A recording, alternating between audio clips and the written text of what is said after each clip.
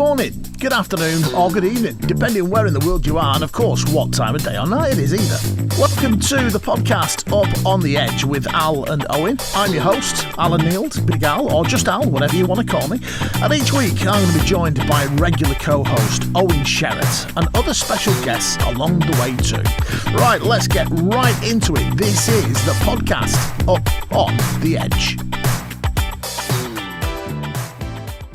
So joining us now, we've got the legend that is Broady. Good evening, young man. How are we doing? We all right? I've never been called that before. I'll take that. Hey, I tell you, legend to me, mate. Wow, sheltered life, Owen, sheltered life. Hey, he looks after me whenever I come to Oldham, but what can I say? Well, there you go. I'll take it, mate. I'll take it. How are we? Are we good? Yeah, we're all good. It's a bit of a pity, you know, that we're not videoing this because, in fact, I might be able to take some screenshots because you look like you're straight off Star Wars or something like that. Obi-Wan Kenobi. It's the brown colours. I don't know if that's a compliment or not. Yeah, I don't know. I think I've grown Father Christmas's beard in the last few weeks. I know that much. So how have you been anyway, young man? Because obviously it was a few years ago, since probably 5-6 years ago, since I worked with you doing Talking Balls. And of course you were at Oldham then. You went to Huddersfield, didn't you? Oh, I've been all over, mate. Yeah, been all over. I've been looking at your travels, you know. Basically anywhere that's in tier 3. Yeah, kind of just all over there the last few years, mate. Yeah, it's I'm all right, you know. Apart from everyone else that works in any sort of entertainment or hospitality industry at the moment. Yeah. Apart from that bit of it all, yeah, I'm not too bad, mate. I'm not too bad. And of course, since I worked with you, you developed other things because you've started running. Because when I knew you, you weren't as athletic as you are now. I was fat, mate. Just say it. How can I say that? Come on, brother. It's if, but you're looking great. You are looking really well. But you've moved into the stand-up circuit as well, haven't you? Kind of, yeah. It started just over a year ago. I'd always wanted to do it, but I'd never been brave enough. So I'd always hosted, I'd done plenty of hosting, sportsman's dinners, all that sort of thing. But I think it's one thing to say that you're an MC or a compere or a presenter, but something else to say you're a comedian, because then you've kind of got to be funny. Yeah. And then just over a year ago, on the same day, 3 unconnected people sent me a link to a charity stand-up comedy thing, raise money for cancer research. You got 8 weeks training, and at the end of that, you put a show on to 400 people. And I thought, well, you know what? Why not? So the first time I ever did it was last December. It was the week before Christmas last year. And I, loved it. Wasn't awful. And I've done a fair few this year and was going all right. Had a few bookings, but then again, this has all kicked in and I'm kind of back to square one a little bit. You know, we've got a lot of common links between the three of us here because, of course, we all met because of radio and we all did a little bit of comedy. Now, how much training did you say you had for that? So what it did was it was 8 2-week sessions. There were a group of about 20 of us. So it was 8 2-hour sessions once a week. And then you had to write 5 minutes of material and you went and did a show on the back of that. You did it as well, Owen, didn't you? I did, yeah. Big Lou hosted my training bit. And it's weird because Big Lou come into one of the handovers that me and you were doing now, weren't we? And he turned around and he said, "You pair would be great, you'd be funny." And I'd always fancied doing stand-up. But again, never had the bottle because it is different. It's one thing talking for 30 seconds between songs. It's another thing, like you say, when you stuck 5-6 minutes is a lifetime. And we sat me down and it was just me and him, one-on-one, bit of training, write some ideas down. We'll go through how you've got to do it. I had 3 sessions of about 20 minutes. And then he said, "Right, you've got a gig on the Tuesday." And it was up at the Milan bar. Well, I tell you what, I went on and I followed, I can't remember his name now. He was in Phoenix Nights, little fella. Yeah, he's good to him. The one who played Kenny Dalglish Sr. Yeah. The one who was always lying. And I followed him. And I'd seen him about 10 years previous. And he kept a few of his good gags and topped them up with some new stuff and more relevant stuff. Yeah. And he was brilliant. And I had to follow him. Never done it before. And it was like blindness. I walked on, I did it, I walked off again. Luckily, a mate videoed it. And then from that, I did a second night, which I'll come to. And I did that. And Colin Manford was there. And as I walked off, he said, if you're not going to do it again, can I buy some of your material? And I said, that's not material, mate. That's my fucking life story. So Well, let me tell you this. I think I can trump the pair of you here because when I was doing a show with Smug Roberts, who was also on Phoenix Nights, yeah, and I know you both know him pretty well, he said, right, come on, we're going out. I think it was a Monday night. I might be wrong. So he came up, he picked me up, and we then went round to his brother's house, picked him up, Trevor. Sadly passed away now, but he was a funny guy. I said, where are we going? He says, oh, I've booked you both on at the Frog and Bucket. You're both going to go and have a go at Beat the Frog. And Class. He coached us from New Moston down to the Frog and Bucket, told us sort of, what we needed to say and one thing and another. And it was a case of, right, you got 5 minutes.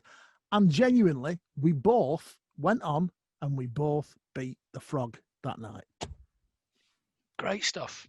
Da, da, da. So what was the reaction like when you did it, Broady?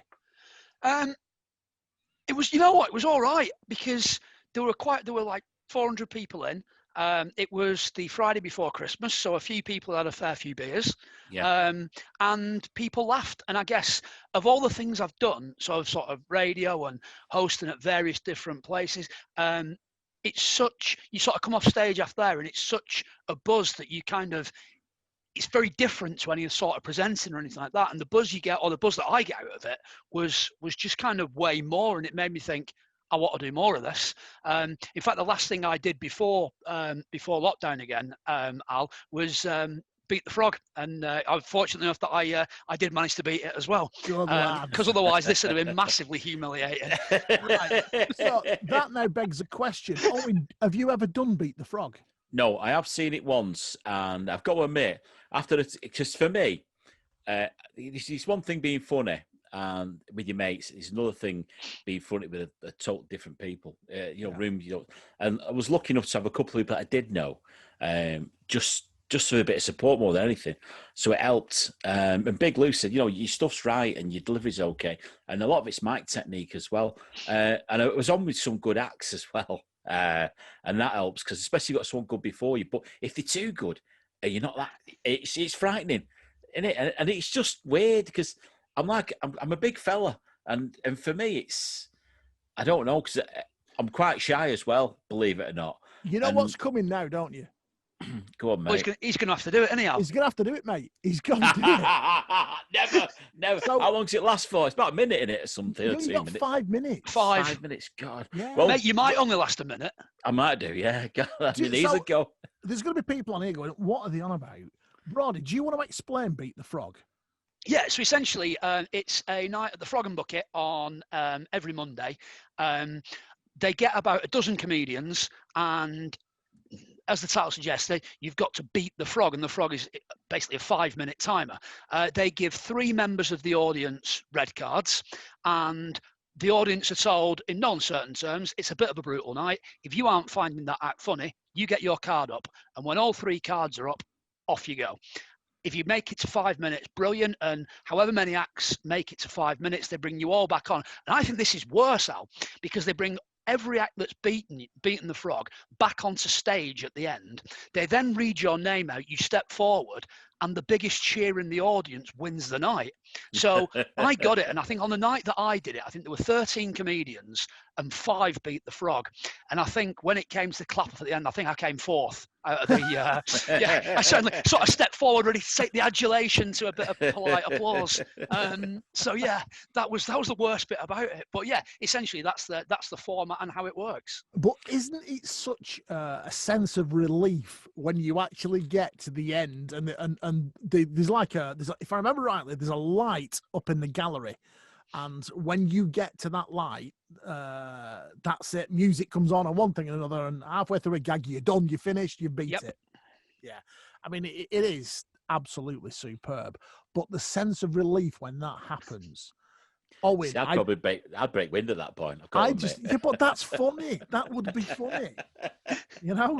Or maybe Depends. you get somebody with a whoopee cushion in the audience or something like that that makes it look like you're breaking wind. Oh dear, but yeah, because it's weird. So of the comedy thing, I mean, I know you said you'd done hosting and stuff, and it is far different from doing that. Because obviously, when you're hosting, same as when you're playing songs or anything, you're going from one thing to another, aren't you?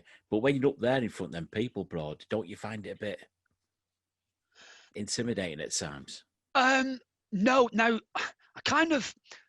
haven't been heckled yet, and I Right. really want it to happen because I don't know how I'd react, whether it puts you off your flow, because at the moment I'm doing either 5-minute or 10-minute slots. Right. So it's material that I know. In lockdown, I've spent a lot of time practicing and rehearsing it to make sure that it's kind of polished for when you go on stage. And because for me, the worst thing in the world would be going on and just forgetting what you're about to say. Yeah. So someone heckling would kind of interrupt your flow, and I'd love to know how I'd react to it and kind of take it from there, if you like. Sounds like a challenge, that Al. I'm just wondering that actually we could turn up at the next gig, after lockdown. Could you imagine? That'd be all right. Yeah, I'd be all right with that though, because I just don't know how I'd react, and I think that's the thing. You either deal with it well and it becomes part of the act and it's funny, or you just stand there and freeze and just brick it and kind of completely go to pieces. Do you know what was the worst thing for me when I did it? Was the Frog and Bucket's not the biggest place in the world, but it's on 2 levels and everybody can see you. But the worst thing in the world was there was 2 people. When I was doing Beat the Frog, there was 2 people in the audience that I knew. Both stood next to each other and both grinning at me like Cheshire cats, and that put me off. That was Smug Roberts and a guy called Jonathan Mayer. And Jonathan Mayer is a drag queen, and he hosts a lot of the events that go on down at the Frog and Bucket, and he's hysterically funny himself. And that really, really unnerved me. If it was an audience where I didn't know anybody, it's like being in radio. People turn around and say, how do you talk? How do you go on the air and talk to these thousands of people, or the 4 people every day? Yeah. And you go, well, you can't see anybody, so it doesn't matter. You just sat in a room talking to yourself. However, if there's an audience there, your nerve levels creep up. But if there's an audience there of faces that you actually know, it takes it to another level again. I would always, I'd rather do a room of 500 strangers than my 30 closest friends. Yeah. Absolutely. Yeah. Because at least with that as well, you get a genuine reaction from people that you don't know. Yeah. Your mates will either purposely hammer you, or they'll be overly supportive and laugh when they probably shouldn't. So the comedy show that I did, I didn't know where anyone was, and I walked out onto the stage at the start. The MC introduced all the comedians onto the stage, and as I got on stage, I looked, and my friends had taken the entire front 2 rows. And I'm like, oh no, the last thing I wanted was them anywhere near. And I walk out and they're the front 2 rows. So it was filmed when I didn't say it was a charity thing. And at no point do I ever look down towards the front 2 rows. It's kind of projecting my eyes and my voice towards the back and the center of the room all the time, just to avoid. It must be the only time in the history of a comedy gig that people have wanted to sit in the front 2 rows. Sorry, I'll go. I was just going to say, you're talking about family and friends and one thing or other. What area did you grow up in? Saddleworth. So I was born at Oldham Hospital, and grew up in Delft. Went to Delft Primary School and Saddleworth Secondary School and Oldham Sixth Form. Right. So you're an Oldham lad, born and bred, then, aren't you? Strong in arm, thick in head. Absolutely, yeah. Yeah, and not that strong in arm either. So let's take you back a little bit then. When you were a kid, what do you miss about being young? What's the thing that sort of sticks out for you? For me, it was just always been out. Growing up in Delft was lovely. There were a couple of parks there. It was sort of like late 80s, early 90s. I'm 39. So it was kind of that sort of time. And just sort of almost like the innocence of it. Every school holiday, without question and without fail, we'd go out at 9 o'clock in the morning, either on our bikes or play football all the way through till tea time. And obviously, as an adult, you can't really do that. No, Well, it's amazing how tired you get as an adult, isn't it? yeah, it's All the true. strange looks you get playing with the kids in the park. It's just no fun. We were talking about growing up though the other day, myself and Owen, and I don't think the kids of today are even going to comprehend this or understand it. We didn't have any mobile phones, so you had to know when home time was, and Yep. you had to go in, and if you weren't in, no matter how far away from home you was, your mum could open the back door and shout you, and you could hear it, or your mate would come along, Owen would come along and go, "Oh, you need to go home. Your mum's shouting you." Yep. You wouldn't have had that, would you? Because you'd have been in the era of mobile phones. No. I got my first mobile phone just before I went to, I was at sixth form. So I got my first mobile phone in 97, 98. They weren't, it was mid-90s when they sort of became popular, if you like, and in. Is that just because it's Delft? Because it is a little bit... You know what I mean? Yeah, no phone mats then. The strings weren't long enough. No, but I mean... Absolutely. With the tin cans. Tin cans with the string. Who's got the kitty cat one? Hey, fighting over, he's got the kitty cat. But yeah, because I know the mid-90s, I started working for a boiler manufacturer, and they issued us with phones. And the good thing back then was signal was terrible everywhere you went. Yeah. And it was great. It'd ring, and somebody had set, when you got the phone and the pod and everything in the van, they set it up so it answered within 3 rings. And every time it rang, I go, fucking hell. And it'd answer. And they go, hello, what's up? You're phoning me. And I'd have these ranters and driving along on the bloody... But mobile phone, I hate them. Even now, I'm not a fan of them. But you know what I like about... The best thing about Delft, for me, is that chippy. Right, that you've got to go down the steps to. It's been there forever, hasn't it? I knew you were going to say their cheese and onion pie is a thing of beauty, which explains why when me and Owen first met, that I was, well, let's say bigger than I am now. That chippy, the chippy was the problem, was it? Oh, but also the solution. The solution, yeah, it is. Because of course, when I first met you, Broady, you were working at Oldham Athletic, weren't you? Yep. And at the time, the stadium only had the 3 sides. Yep. And of course, you invited us down, went to a couple of games there with you and everything. And I got to admit, Paul Dickoff was there at the time. What was he like to work with, honestly, now? Oh, now you're brilliant. working with him. No, fantastic. Paul Dickoff is, I mean, I've worked with a lot of managers. Paul Dickoff is undoubtedly my favourite of all the managers that I've worked with. Yeah. Really? Why is that? Yeah. Just because he's a genuinely good guy. If anything, the reason that he's not a manager anymore is he was probably a bit too nice. So, like, I work with other managers, so people like Lee Johnson. Lee Johnson will go on to be a very successful manager, but he's got a streak to him whereby you don't cross him because he can be, if you got on the wrong side of him, he could be horrible. I mean, Fortunately, he was never to me. But Paul Dickoff is a lovely bloke, and we're still in touch now, and that's sort of 8 years later. So, no, he was by far and away the favourite manager I've worked with. Yeah, because I know, like I say, he's always seemed to have time for everybody. And we spoke to him a couple of times on air, and he was out with Freddie Flintoff one night, wasn't he? When he spoke to him, and he's out. I think he just beat Everton in the FA Cup, and he was beside himself. But you could tell the passion he had for the game and for the people in and around that he's working with. Used to be brilliant on Talking Balls, getting Paul Dickoff on a Sunday night, because at the time his 2 neighbours were Andrew Flintoff and Ricky Hatton. And the amount of times he'd come on, and he'd be drunk, and he'd be having a couple of beers on a Sunday night and tuning in. But then he'd be texting me going, the voice you can hear next to me is Andrew Flintoff, and Ricky Hatton's in the room as well. And he was just like, it was just weird, but he was always great. He was always a brilliant guy to have on because he's very good at it as well. Where does he live? Does he live locally? He was Cheshire type way at the time. I don't know where he lives now. It's that neck of the woods, but he was sort of out near the airport. Right, yeah. Okay. I know he's over near Hale because I remember doing Beer for a Year when I used to work at the pubs, doing a bit of DJing. We had this competition, Beer for a Year, run on the same scale as Who Wants to Be a Millionaire. And he was in one night in the Griffin, and it was a Thursday, and I'm sure he had a game on the Saturday. And I thought, there's no way he's going to be playing. But he did. Really? Yeah. You ever read about Paul Dickoff? I reckon he's one of the most naturally fit blokes ever. Because he's just the first session back training after the summer break. everyone else would be flagging and he'd just be off. Do you mean Stitch isn't one of the most naturally fit blokes in the history of the world ever? I think Stitch made up with it with natural footballing ability. That's what it was.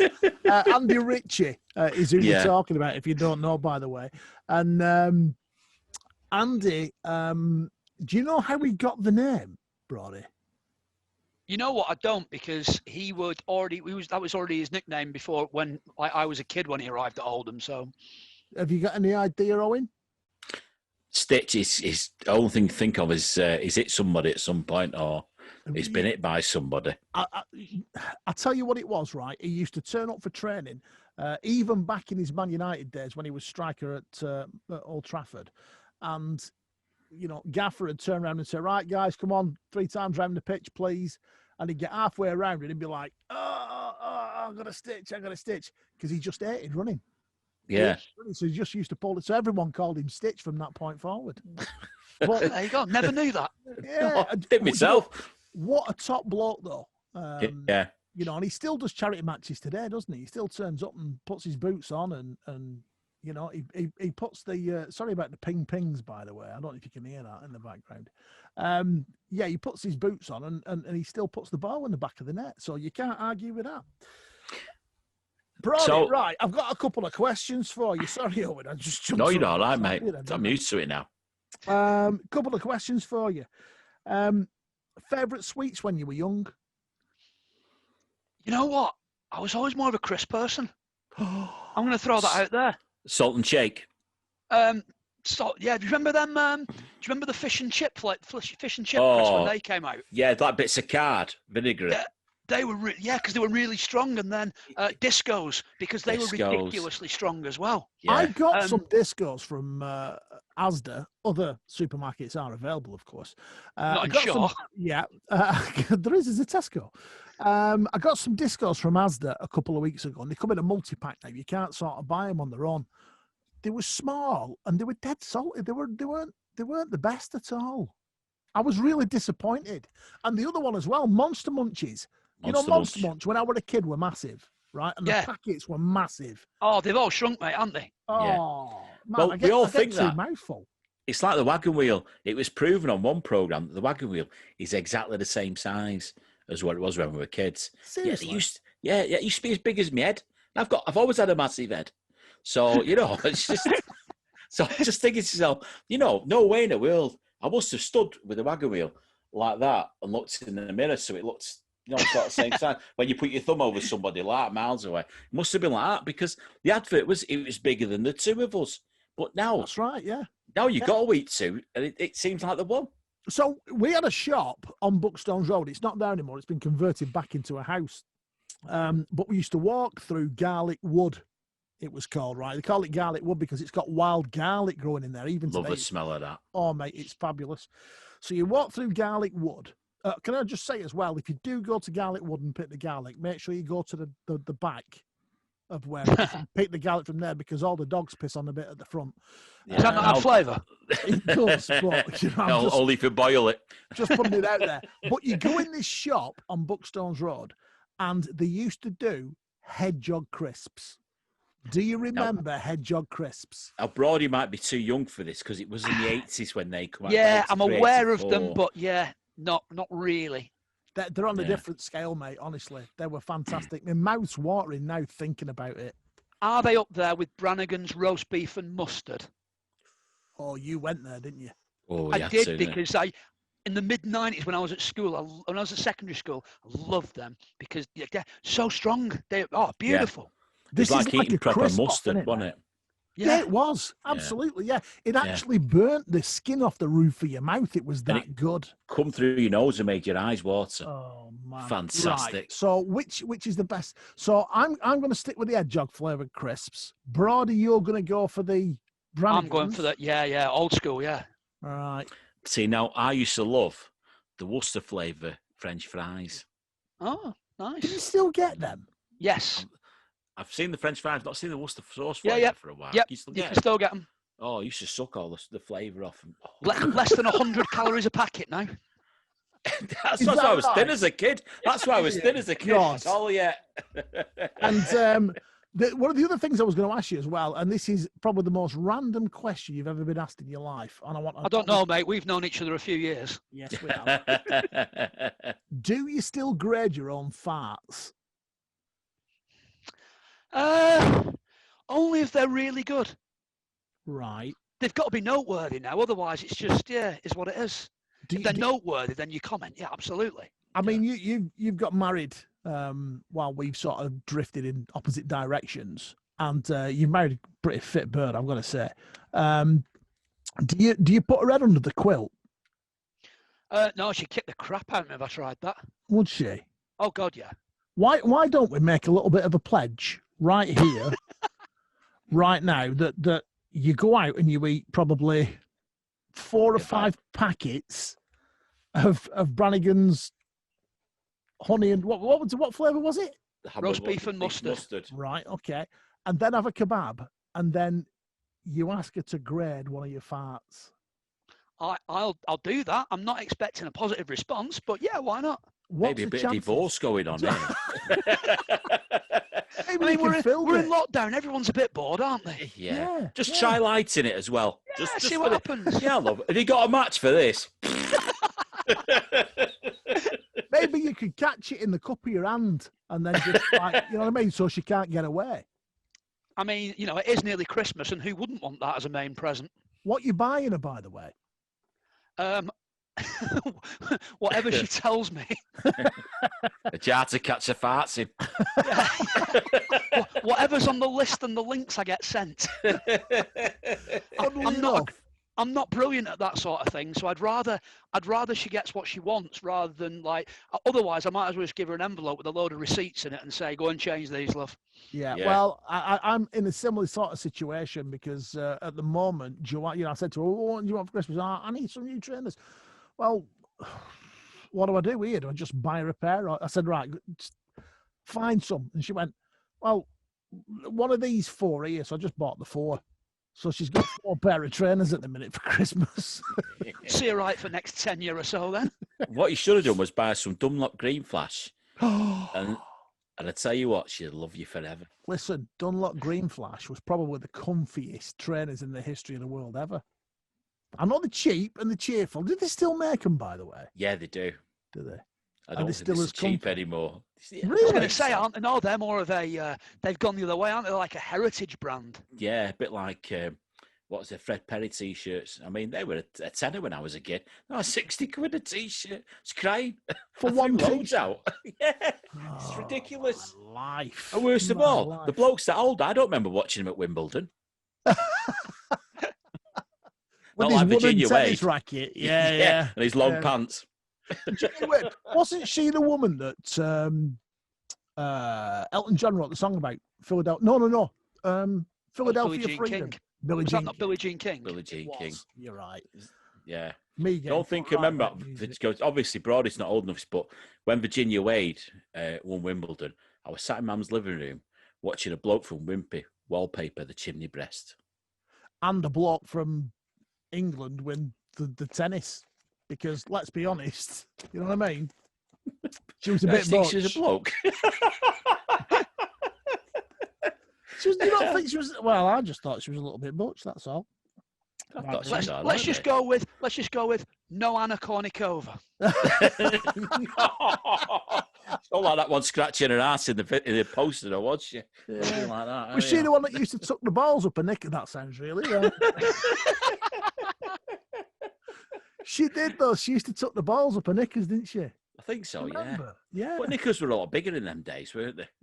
Yeah, absolutely. Right, so let's get into that time again, guys. We've got to, we've got to sort of put the brakes on a little bit, but I think we've got a couple of things out of this, and that's that. Broady went down. He's doing a fantastic job with his comedy.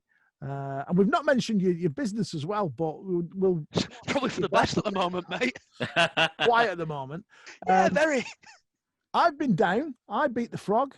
You've done it. It's now really down to the Ninja Ginger. Or as we've now started calling him, by the way, you won't know this yet, but he's now known as the Bionic Carrot. It was a Right. nickname. It was the nickname I was given at primary school, Broady. Nothing to do with female sex toys, which was decided the other night. It'd be a good name for a sex toy. But it's... Could you imagine, right, if we could get out before next Christmas a sex toy that was orange and we called it the Bionic Carrot, we would make an absolute fortune out of it. I'll tell you what, never mind that, you'd also get into the Aldi Christmas ad campaign as well, wouldn't you? You would, yeah, you're right there. Hey, and they'd be on that middle aisle, you know, with all the tools. All the tools together. There we go. Mate, been great talking to you. Oh, thank you very much. It's been fantastic. Really enjoyed it. Cheers.